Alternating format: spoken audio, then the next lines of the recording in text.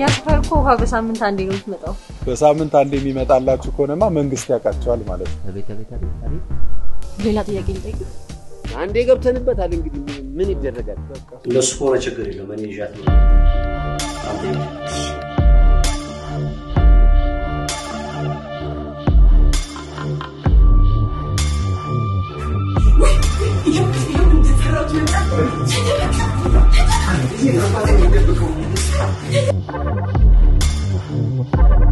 አሁን ነው ፋይሉስ እሺ ታይቂ ምንድነው እኔ ያናገርኩ አይደል ምን ነው እሷ የምትጠይቅ አንተን ማየት አልፈልግም ወጣልኝ አንቺ ደግሞ የሆነ የምታካብቹ ነገር አረቂ እየጠጣ ነው እንዴ በሩጫ ሰከርከኝ እኮ ባል አረ እኔ ማረፍ ፈልግ ወይ